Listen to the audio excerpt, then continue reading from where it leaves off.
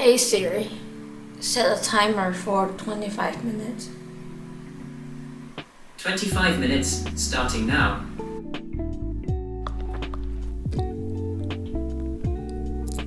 Hello guys, it's Bollie here. Sorry for sounding awful. This is now the season for flu in the Netherlands. In today's video, I want to demonstrate the trick to draw fast. I've set up a timer for 25 minutes, and you will get to see how much can I accomplish in just 25 minutes.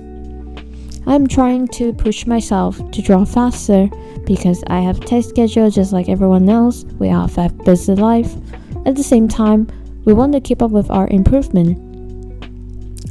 Starting by getting a timer for 25 minutes as I always do, I track my progress to assess whether I am working smoothly or getting stuck. Since this piece is going to be a portrait in the background, I decided to work with a single layer for the character, and later I'll show you how to do a quick, easy, presentable background. I usually sit tight and think for a few minutes before I start drawing.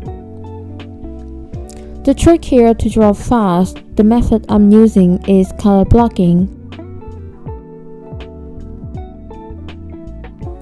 Color blocking is a way to paint where you don't start with a sketch. You place big shape of color to build up the form. Instead of drawing lines first, we use color and shading to make the shapes appear.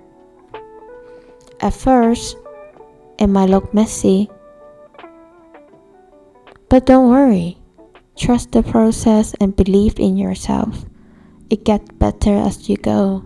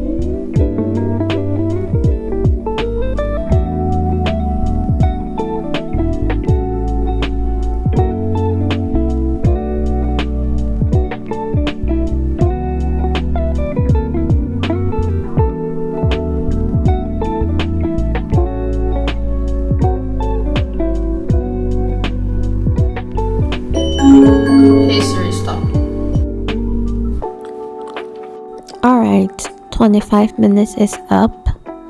As we can see, now that all my base color are here, and I just did something with the background.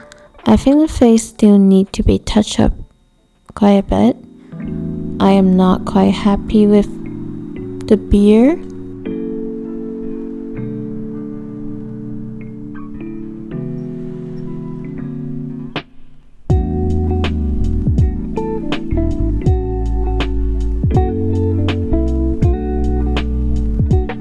I'll use some filter to fine tune the color.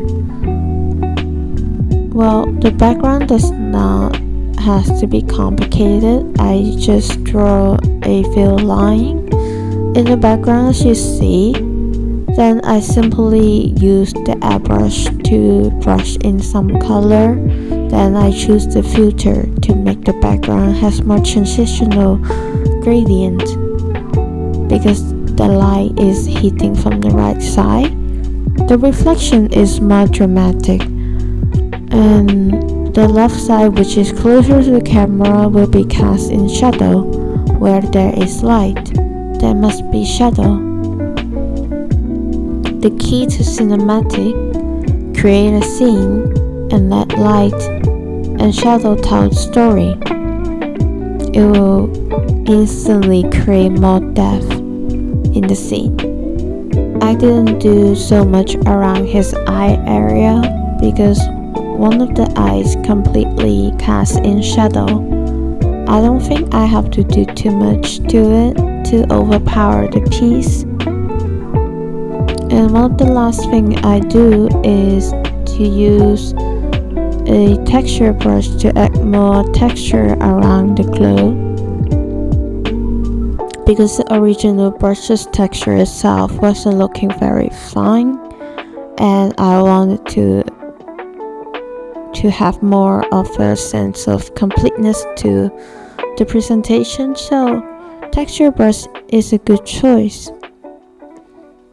And at the end, I try some filter for color adjustment to make the color more interesting and more rich. Background support. Overall, I think the presentation is enough in about an hour and a half. So, that is for today. I hope you find something inspiring and let me know in the comment. Thank you for watching. See you around. Thank you.